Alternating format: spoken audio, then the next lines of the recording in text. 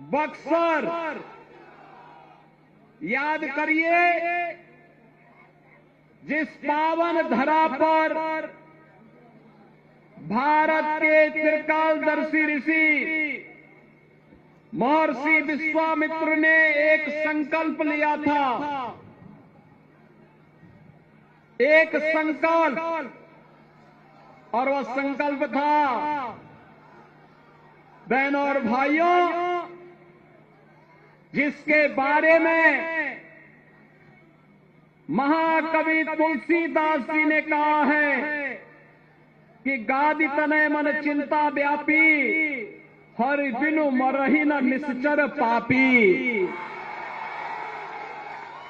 भारत के अंदर आतंकवाद, उग्रवाद की समस्या का समाधान की धरती है बक्सर की धरती। त्रेता युग में महर्षि विश्वामित्र ने यही संकल्प लिया था और यज्ञ की रक्षा के बहाने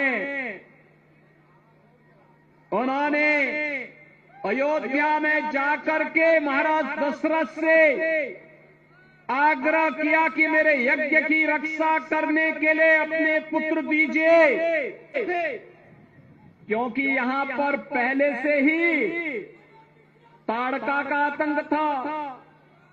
मारीत और सुबाहु जैसे राक्षस थे जिन्होंने यहां के पूरे नगर को उजाड़ करके अराजकता, गुंडागिर्दी और माफियागिरी का शिकार बना दिया था।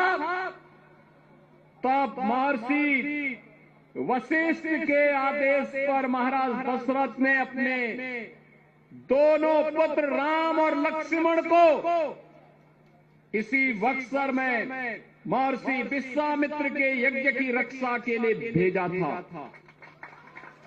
बहनों और भाइयों, याद करिए ना, जिस धरा पर पैर रखते ही भगवान राम के पावन चरण स्पर्श करने मात्र से पत्थर बनी देवी अहिल्या मुक्त होकर के फिर से एक सामान्य नारी के गौरव को प्राप्त की हो, जिस धरती ने आतंक से मुक्त करने के लिए पूरे आर्यव्रत को, पूरे भारत को आतंक से मुक्त करके पूरे देश को राम राज्य की ओर अग्रसर करने के लिए शुभारंभ किया हो, वह पावन धरा को कौन ऐसा सनातन धर्मावलंबी होगा, कौन ऐसा भारतीय होगा जो उस पावन धरा को प्रणाम न करता हो। और ये मेरा सौभाग्य है कि आज मुझे एनडीए के अपने प्रत्याशियों के समर्थन में इस पावन धरा को नमन करने का अवसर प्राप्त हो रहा है।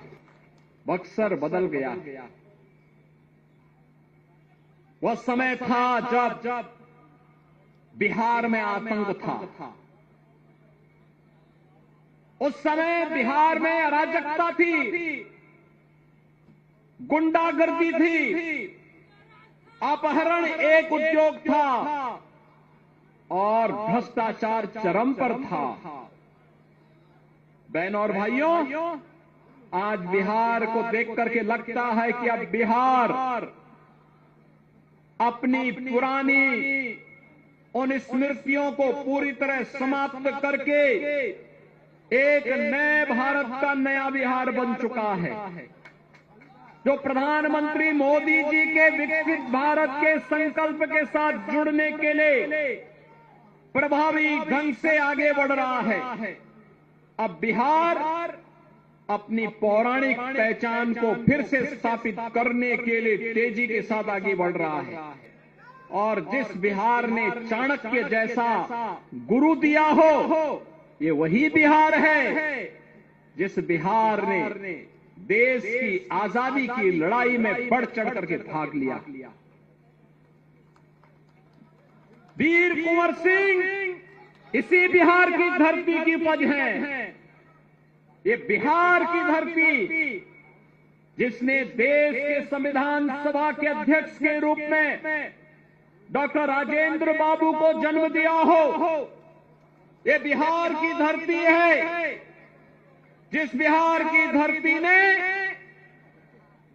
देश के अंदर दूसरा उप प्रधानमंत्री बाबू जगजीवन राम के रूप में दिया हो, ये बिहार की धरती जब कांग्रेस ने लोकतंत्र के गले को घोंटने का काम किया था, तब भारत के लोकतंत्र पर आंच नहीं आने देंगे। और बिहार का नौजवान जयप्रकाश जी के नेतृत्व में उठ खड़ा हुआ था, पूरा भारत खड़ा हो गया। जब बिहार अंगड़ाई लेता है तो भारत अंगड़ाई लेता है। जब बिहार स्वर्ण युग में जाता है, भारत का स्वर्ण युग आ जाता है। जब बिहार विकसित बनेगा तो भारत को दुनिया की कोई ताकत विकसित होने से नहीं रोक सकती है। और यही आह्वान करने के लिए आज मैं आपके पास आया हूं।